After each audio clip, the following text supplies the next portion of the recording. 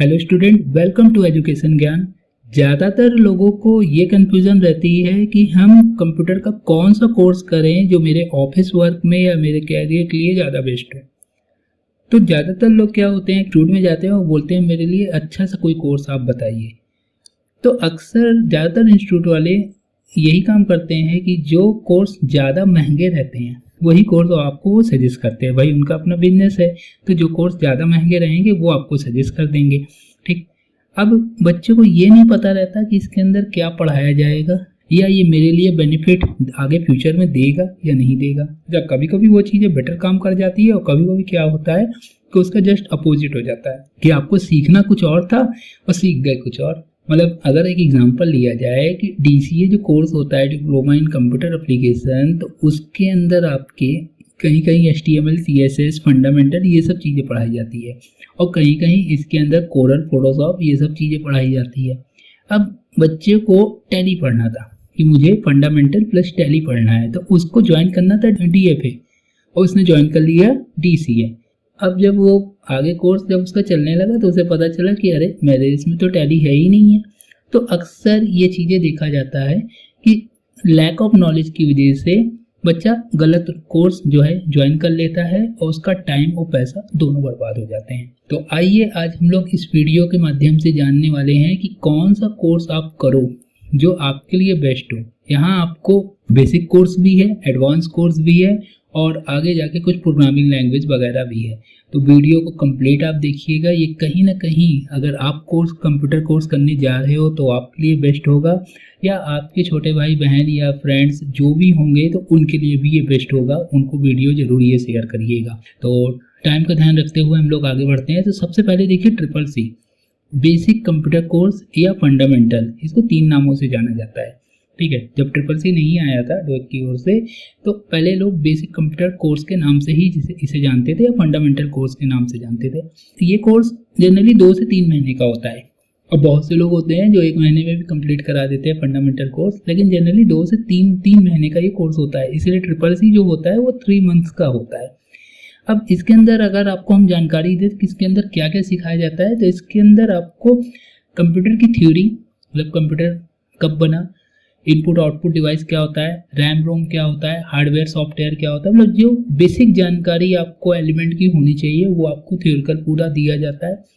Then आपको practical में MS office एक होता है, तो MS ऑफिस का पैकेज पूरा पढ़ाया जाता है, Word, Excel and PowerPoint, जो कि आज के टाइम में एक्सेल काफ़ी इंपॉर्टेंट है।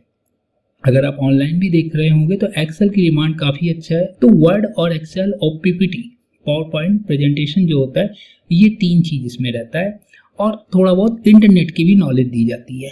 तो ये बेसिक फंडामेंटल होता है जो बच्चा सीख कर इसे नॉर्मली कंप्यूटर कैसे ऑपरेट किया जाए और कैसे हम इसमें डॉक्यूमेंट बनाया जाए या डेटा शीट कैसे बनाया जाए, ये सारी चीज़ें जो है आप इस कोर्स के माध्यम से जान सकते हो। अगर आपको बेसिक कहीं करना है, टाइपिंग वगैरह करना है या एक्सेल भी थोड़ा बहुत वर्क करना है, देखिए इसमें एडवांस एक्सेल नहीं सिखाया जाता, बेसिक ही सिखाया जाता है।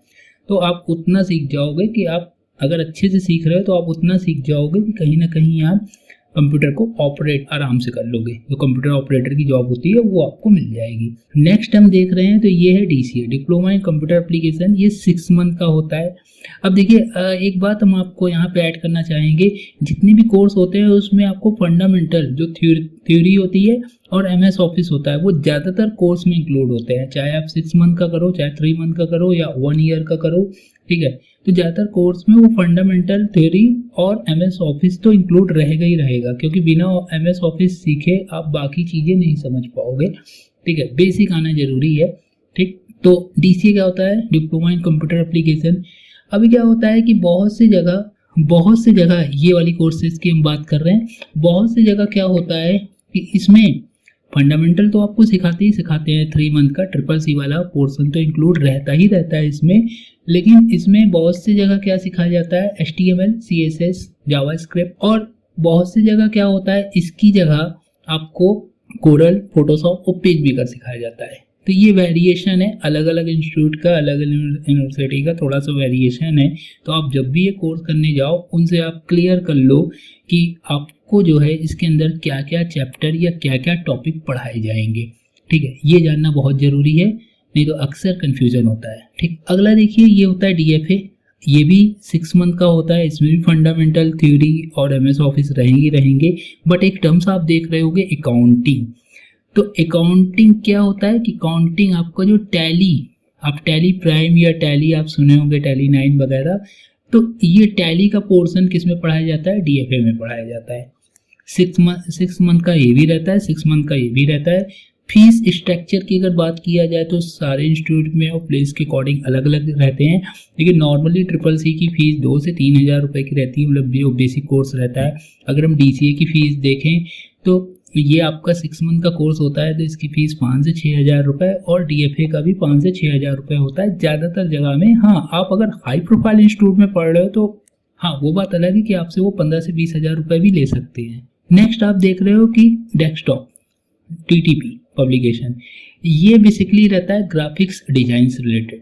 ठीक है, वैसे तो ग्राफिक डिजाइन की बात किया जाए तो मार्केट में उसकी बहुत लूट मची है, मतलब कहने का ये मतलब है ग्राफिक डिजाइन के नाम पे आपको सिखाते देते हैं 2 से 3 चीज़ें, लेकिन उसमें ग्राफिक डिजाइन पूरा एक समुंदर है, महासागर है। ठीक है, डेस्कटॉप तो छोटा सा पार्ट है। तो डेस्कटॉप में आपको जनरली क्या सिखाया जाता है? कोरल ड्रॉ, पेज मेकर और फोटोशॉप। पेज मेकर थोड़ा सा आउटडेटेड हो गया है, तो आज के टाइम में कोरल ड्रॉ, फोटोशॉप सबसे ज़्यादा चलता है। अब आप अगर पूछेंगे कि सर कोरल ड्रॉ क्या होता है, तो कोरल ड्रॉ डिजाइनिंग या लोगो या सिंबल ये सब बनाने के लिए यूज़ किया जाता है। जो पम्पलेट वगैरह होते हैं या थंबनेल वगैरह होते हैं, तो ये सब सारी चीज़ों का डिज़ाइन आप कोरल पे आसानी से कर सकते हैं।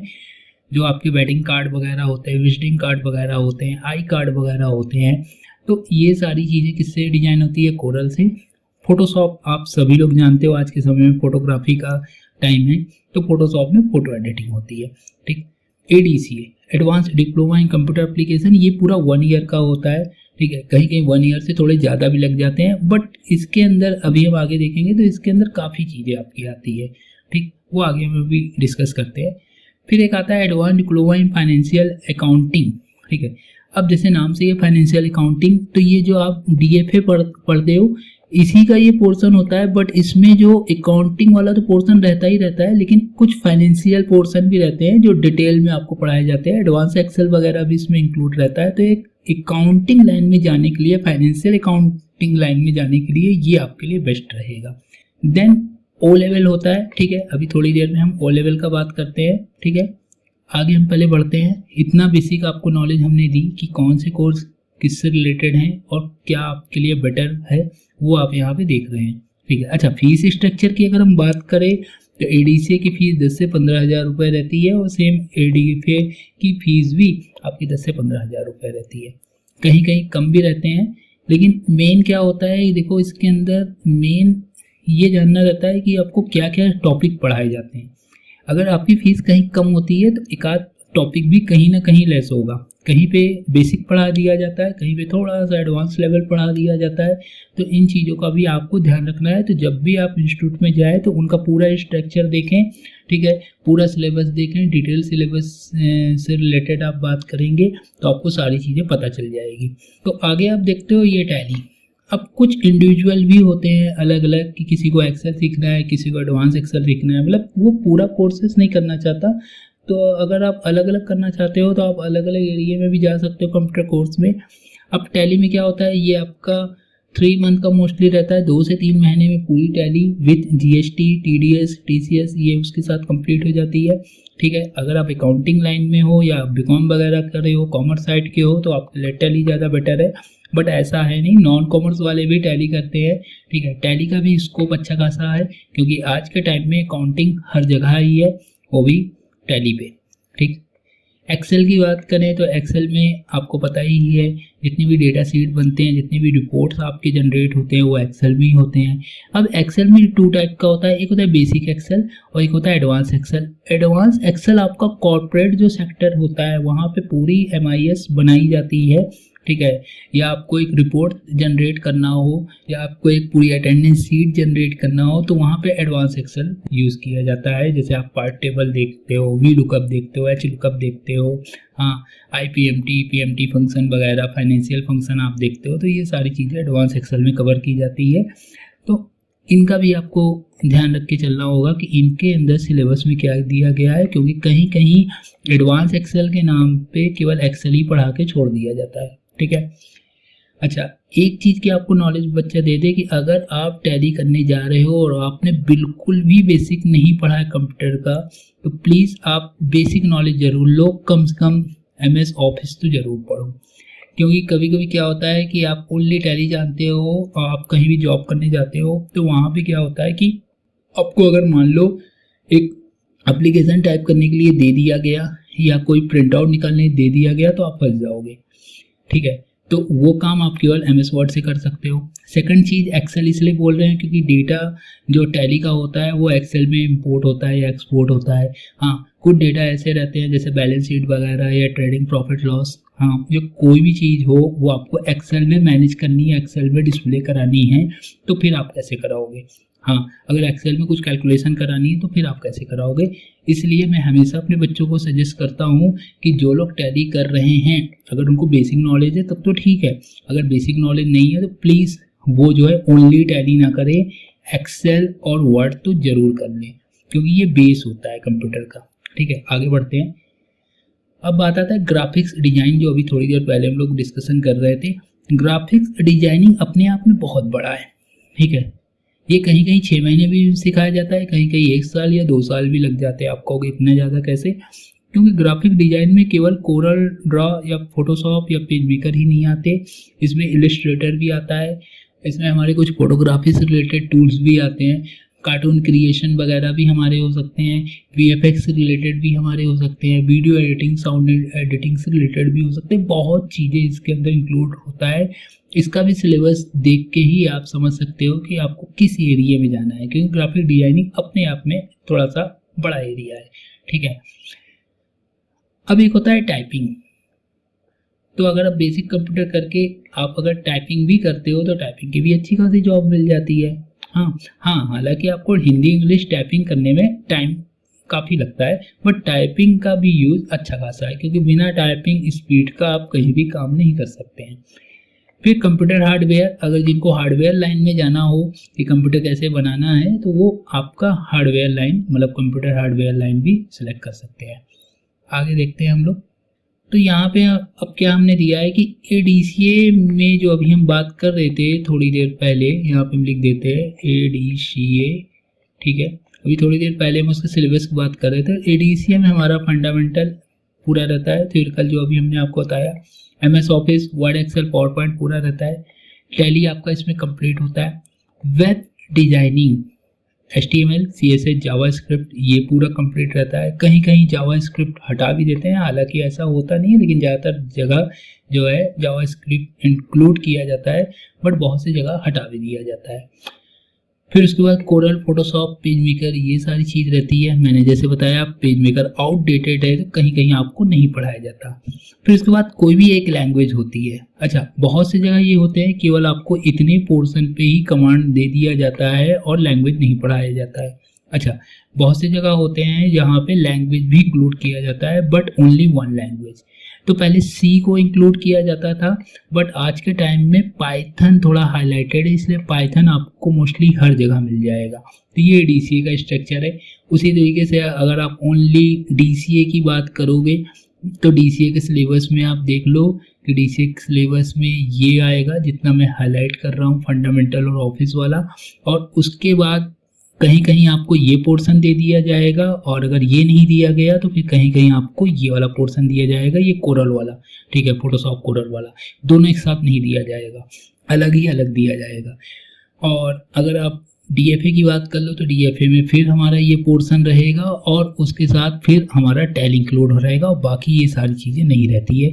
तो ये अलग अलग कोर्सेज बने हैं। हाँ, अलग अलग कोर्सेज, अलग अलग सिलेबस के हिसाब से अलग अलग हमारे कोर्सेज बने हैं। जिसको जिस एरिया में जाना रहता है या जिसको जो चीज़ सीखना रहता है वो अपने अकॉर्डिंग सेलेक्ट करता है। ठीक है, बट एक चीज़ का विशेष ध्यान रखिए, जब भी आप इंस्टीट्यूट में जाइए तो आप कोर्सेज के नेम के साथ साथ उसके अंदर का डिटेल जरूर पढ़िए, क्योंकि थोड़ा डिफरेंट जरूर रहेगा हर जगह, सारे कॉलेजेस में और सारे इंस्टीट्यूट में। मैं केवल इंस्टीट्यूट की ही बात नहीं कर रहा हूँ।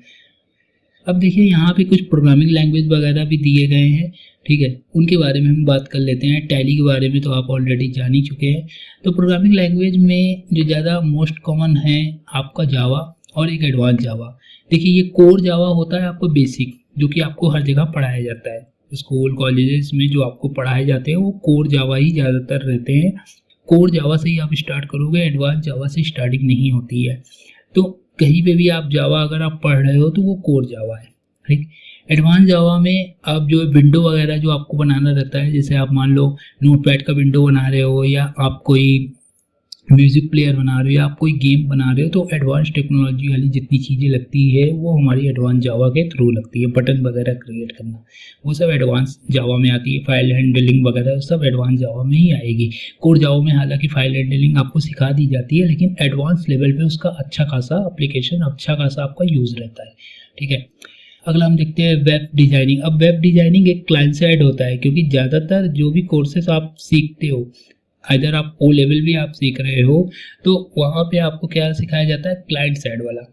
ये web designing HTML CSS JavaScript यही सब चीज़ें आपको सिखाया जाता है।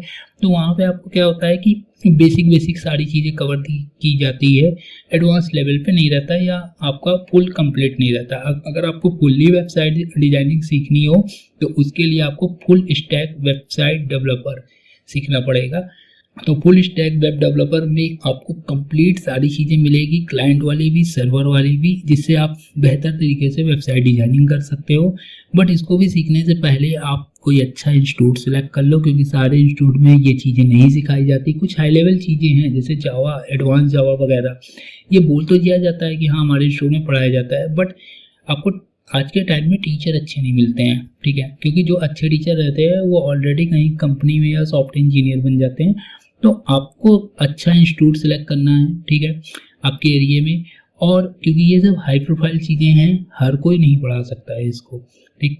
ये फुल स्टैक वेबसाइट डेवलपर। फिर उसके बाद ग्राफिक डिज़ाइनिंग की बात अभी हम लोगों ने कर ली थी। पाइथन लैंग्वेज आप जानना चाहते हो तो 5 से 6 महीने का पाइथन लैंग्वेज होता है। देखो लैंग्वेज में क्या होता है, कोई टाइम ड्यूरेशन नहीं होता। हाँ, ऐसे तो इसके कोर्स का एक ड्यूरेशन बना हुआ है 3 से 4 महीने या 2 महीने, ठीक है, बट आप जितना सीखोगे आपको उतना कम लगेगा। लोग साल 2-2 साल सीखते रहते हैं लैंग्वेज वगैरह, ठीक है। लेकिन अगर हम लैंग्वेज की बात करें कि आपको अगर प्रोग्रामिंग लैंग्वेज की ओर जाना है तो आप स्टार्टिंग सी लैंग्वेज से करो। आप पहले आप सी पढ़ो, C++, जावा, ये सब बेस है, ये सब बेस लैंग्वेज है। ये कोई लैंग्वेज नहीं है, ये अलग चीज़ होता है। HTML CSS जावास्क्रिप्ट ये अलग चीज़ होता है, वेबसाइट डेवलपर के लिए होता है। ओरिजिनली जो लैंग्वेज होते हैं ये सब होते हैं हमारे C हो गए, C++, object oriented programming language, Python हमारे हो गए, जावा हो गया। अगर आप जावा पढ़ लेते हो ना तो समझ लो आप सारी लैंग्वेज पढ़ लोगे। आप अगर लैंग्वेज की ओर जाना चाहते हो तो आप ऐसे जाओ। हाँ, ये मानते हैं कि आपको टाइम भी काफ़ी लगेगा, बट हाँ आपका बेस इतना मजबूत हो जाएगा कि आप किसी भी सॉफ्टवेयर डेवलपर की लाइन में जा सकते हो। फिर एक होता है structure query language, SQL database के लिए, DBMS जो होता है डेटाबेस मैनेजमेंट सिस्टम, ठीक है, ये उनके लिए होता है। तो जो इधर की चीज़ें अभी हमने बात की ये सब उनके लिए है जो प्रोग्रामिंग लैंग्वेज की ओर अपना कदम रखना चाहते हैं। बाकी हमने आपको बेसिक बता दिया कि बेसिक आपको क्या सीखना चाहिए, तो बाकी आप समझ गए होंगे कि आपके लिए बेस्ट कंप्यूटर कोर्स कौन सा है। बाकी आने वाली वीडियो में और भी हम ऐसी जानकारी देते रहेंगे। जब तक के लिए हमारे वीडियो को लाइक, शेयर और सब्सक्राइब करते रहें। Thank you.